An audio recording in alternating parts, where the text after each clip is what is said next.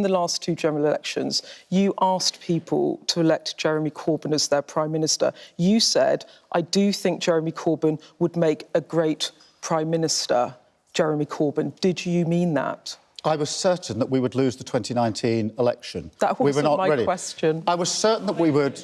I was certain that we would lose it.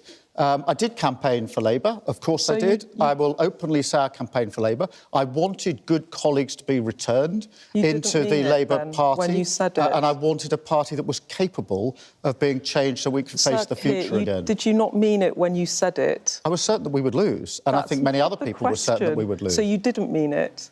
I was certain that we would lose. So you said it because you didn't think he would be Prime Minister anyway? So would you reconsider taxing private education? Look, let me be really clear about what we're doing here. I have nothing against private schools. I absolutely recognise that many parents work hard and save hard to send their children to private schools because they have aspiration for their children. I equally accept that every parent has aspiration for their children, whether they go to private school or not. 70% of people in Grimsby voted for Brexit.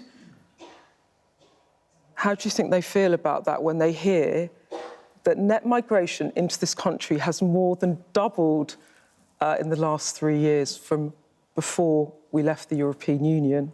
Yeah, I'm sure it's too high. I've been very clear that it's too high, and I'm sure people feel frustrated and angry about it. You were the original Brexiteer, weren't you?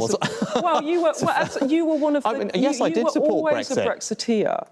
Yes, and I believe that was the right decision for our country. Frustrated, cynical, absolutely. betrayed? I just said I'm sure people feel frustrated about that. And again, the numbers are too high. Of course they're too high. What I can tell you is what I've done since I've had this job, and that's last year. Yes, and the numbers are too high. I'm not making any bones about that. The numbers are too high, Beth.